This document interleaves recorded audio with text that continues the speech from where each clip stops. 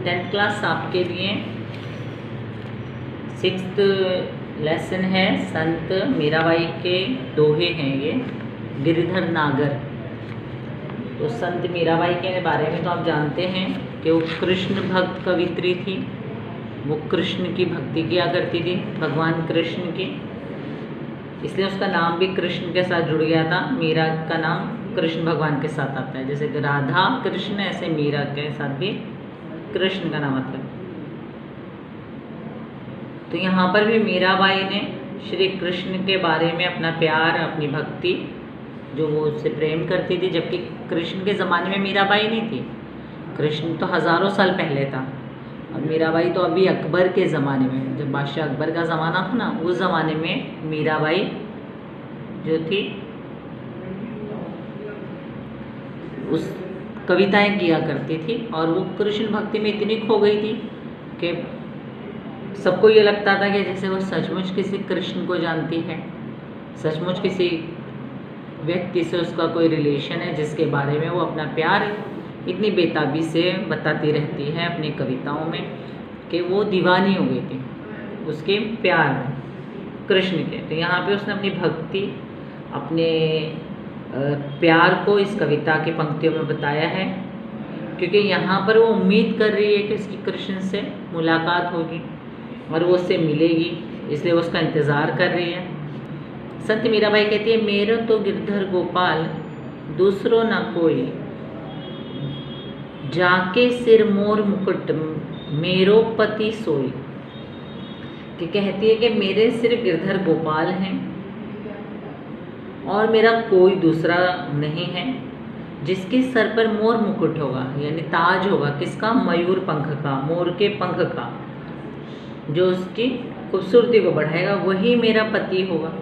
वो ऐसी बातें किया करती थी जिससे लोगों को शक होता था कि वो सचमुच किसी से, क्योंकि पति बता रही हो कि वो मेरा पति बनेगा, तो मेरे पति वो होंगे जिनके सर पर मोर मुकुट होगा। मेरे कृष्ण गिरधर गोपाल के सिवा मेरा कोई नहीं है। छांटी देई कुल की कानी, कहा करिए कोई, सतन ढिग बैठई बैठई लोक लाज कोई। तो यहाँ पर वो खुद के बारे में बात कर रही है, कह रही है कि मैंने सारी मर्यादाएं, लोक लाज, सारी मर्यादाएं छोड़ दी, क्योंकि मैं संतों में आकर बैठने लगी। मैं एक औरत हूँ, लेकिन तब भी मुझे कोई कुछ भी कहे, कहती है छाड़ दे कुल की कहानी, मैंने तो अपना कुल की मर्यादा, अपने ख़ानदान की इज्जत को छोड़ दिया है। और चाहे कहा करे कोई, चाहे मुझे कोई कुछ भी कहे, मुझे कोई फ़र्क नहीं पड़ता। सत्य ढिग बैठई बैठई, मैं तो सत्संग में बैठी हूँ, संतों के साथ बैठी हूँ, और बैठ कर मैंने लोकलाज खो दी है। क्यों लोकलाज खो दी है? क्योंकि मैं एक औरत हूँ और मैं संतों में, मर्दों में आकर बैठी हूँ, लेकिन मुझे कोई फ़र्क नहीं पड़ता है मुझे कौन क्या कहता है, क्योंकि मैंने अपने ख़ानदान की, अपनी मर्यादाएं, अपनी सारी इज्जत को दांव पे लगा दिया है, छोड़ दिया है। असवन जल सांची असवन जल सिंची सिंचई, प्रेम बेली बोई, अब तो बेल फल गई आन फल होई। कहते कि भाई आंसुओं से, जो मैंने ये प्यार का पौधा लगाया है ना, अपने प्रेम का बेल लगाई है, इसे मैंने पानी नहीं दिया है इसे बड़ा करने के, बल्कि मैंने आंसू बहाए हैं। मैंने अपने आंसुओं के जल को इसमें डाला है और इसको सींचा है, इसको बड़ा किया है, पाला पोसा है। अब तो प्रेम बेल फल गई है, यानी अब तो ये पौधा जवान हो गया है, फूल और फल देने लगा है। जो मेरे प्रेम का पौधा था, उस पर प्रेम की बेल बढ़ गई है। अगर इससे आनंद रूपी फल लगने लगा है, कहती है कि भाई अब तो बेल फल गई, आनंद फल हुई, अब तो इससे खुशी का फल पैदा होने वाला है। ये बेल जो बड़ी हुई है, पौधा बड़ा हुआ है, वो बेल जो है वो प्रेम का फल देगी और इसमें बहुत ही खुशी होगी। इसलिए मुझे ऐसा लगता है कि अब ये खुशियाँ लाएगा मेरे जीवन में। तो कहती है कि भाई आंसुओं से मैंने इस पौधे को सींचा है। तो यहाँ पे संत मीराबाई आपको बता रही है कि उसने किस तरह से प्यार का पौधा लगाया है। आगे कहती, दूध की मथनियाँ बड़े प्रेम से बिलोई, माखन जब काढ़ई लियो छाछ पिए कोई। कहते कि भाई जो लोग मैंने दूध के जमाने के बर्तन में जमने को जो दही जमा था उसको माथनी से बड़े प्रेम से पिलोया। वो पुराने ज़माने में लोग एक घड़ा होता था और उसमें वो दही रखते थे और फिर उसमें एक लकड़ी पड़ी हुई होती थी जिसमें एक रस्सी लगी होती थी ना, उससे उसको बिलोते थे, बिलोना कहते थे। उससे जो फिराते थे उसके अंदर, उससे वो दही घूम घूम के जो मक्खन होता था वो ऊपर आ जाता था। तो दो पार्ट हो जाते थे, यानी जो दही होता था, जो दूध होता था, उससे जो दूध वो डालते थे उसमें बिलोने के लिए, उसमें उस दूध से एक तो मक्खन निकलता था और जो उसके बचा हुआ हिस्सा होता था उससे छाछ कहते थे, वो निकल जाती थी। तो कहती है कि मैंने जो है बड़े प्यार से बिलोया है इस पात्र में जिसमें दही को मथानी से, और कृष्ण प्रेम रूपी मक्खन है जो मैं अपने प्रिय हैं, मेरे प्रिय कृष्ण हैं, वो उस मक्खन की तरह है। जिस तरह से हम दूध और दही से मक्खन बाहर निकाल लेते हैं, तो उस तरह से मेरा प्यार जो है वो मक्खन की तरह है कृष्ण मेरे लिए। अब बचती है छाछ जो मैंने दुनिया के लिए छोड़ दी है, यानी जो कृष्ण हैं वो मेरे हैं, मैं उनकी भक्तन हूँ, उनका सारा प्रेम मेरा है। तो जो उनका असली प्रेम है वो मेरे मैं हूँ, और बाकी सब जो छोड़ दिया है मैंने वो सारी दुनिया के लिए छाछ की तरह है। जिस तरह से दही से मक्खन अलग हो जाता है, दूध से मक्खन अलग हो जाता है और बचा हुई छाछ होती है, चाहे कोई भी पी ले, कोई फ़र्क नहीं पड़ता किसी को, लेकिन कोई किसी को अपना मक्खन नहीं देता है। बिल्कुल उसी तरह से कृष्ण मेरे लिए। कहती है भगत देखी राजी हुई, जगत देखे रोई, दासी मीरा लाल गिरिधर, तारो अब मोही।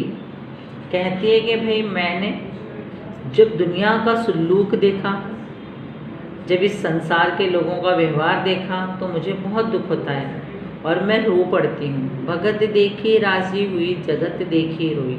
जब मैं इस दुनिया को देखती हूँ तब मैं रोने लगती हूँ, और जब मैं भक्तों को देखती हूँ जो भगत हैं, जो चाहे कृष्ण के भगत हैं या मीरा के भगत हैं, तो कहती है मैं तब खुश हो जाती हूँ, हंसने लगती हूँ। लेकिन जब मैं इस दुनिया को देखती हूँ, संसार के उन लोगों को देखती हूँ जो सिर्फ लोगों को तकलीफ़ पहुँचाते हैं, दुख देते हैं, तब मैं रोने लगती हूँ।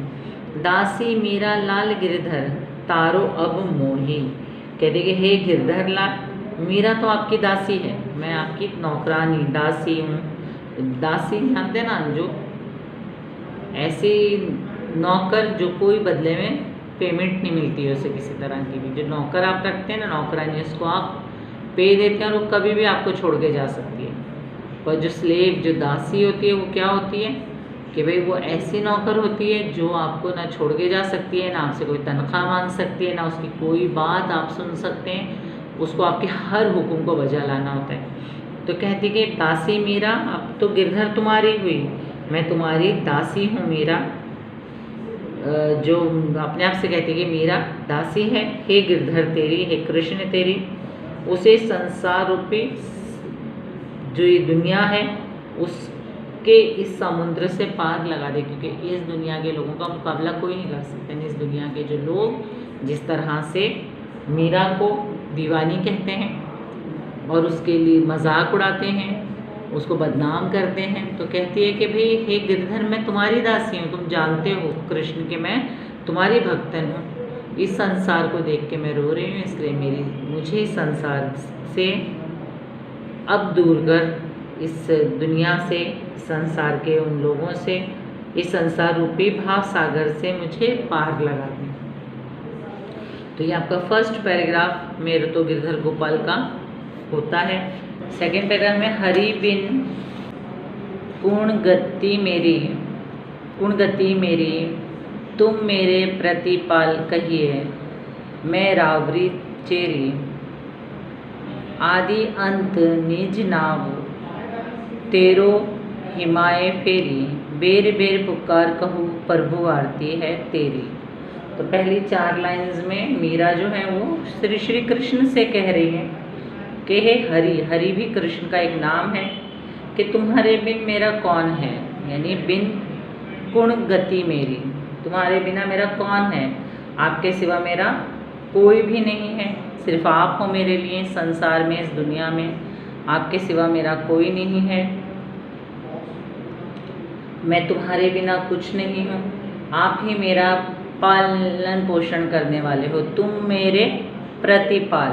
कहिए मैं रावरी चेरी, तुम मेरे पालनहार हो, यानी मुझे पालने वाले हो, मेरी देखरेख करने वाले हो, तुम ही मेरे सब कुछ हो। मैं आपकी दासी हूँ, चेरी घरी अपने आप को, चेरी यानी दासी। तो कहती है मैं आपकी दासी हूँ और मैं रात दिन हर समय आपका ही नाम जपती रहती हूँ। आदि अंत निज, चाहे रात हो चाहे दिन।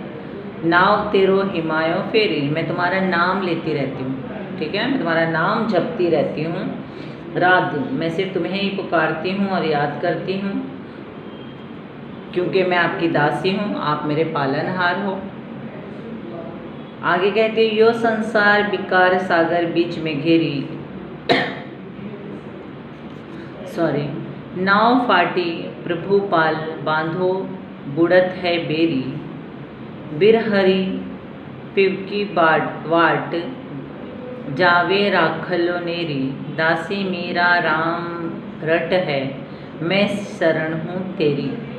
तो कहती है कि भाई आगे मीरा कि ये संसार जो है ये अलग तरह का है, ये बुराइयों से भरा हुआ है, इसमें सब लोग जो हैं वो दोषी हैं, जिनके बीच में घिरी हुई हूँ, यानी इनके बीच में फंस गई हूँ। कहते हैं यो संसार विकार सागर बीच में घेरी, ये बुरी दुनिया, ये विकट संसार, ये बुरे लोग और इनके बीच में मैं घिर गई हूँ, इनके बीच में मैं पड़ी हूँ।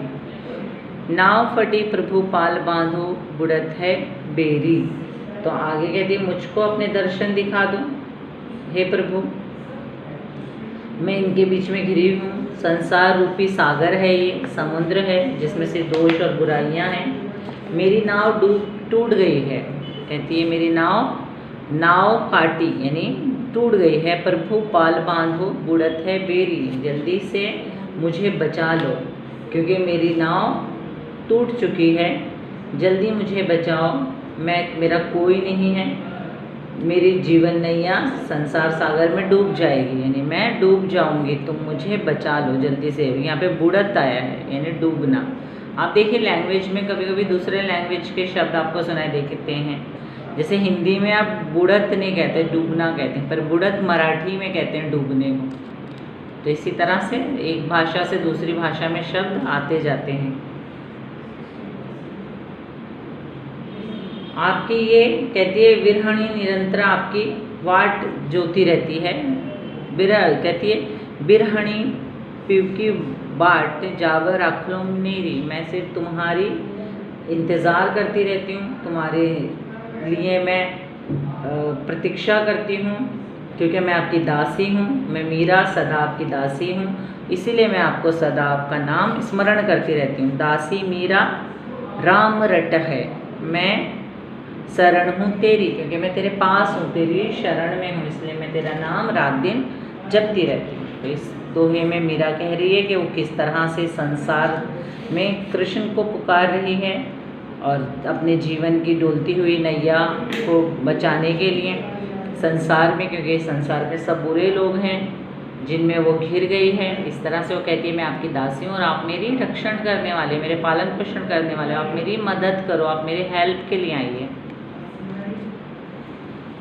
तो यहाँ पर आपका ये सेकंड पैराग्राफ ख़त्म होता है। अब आपके लिए थर्ड पैराग्राफ है।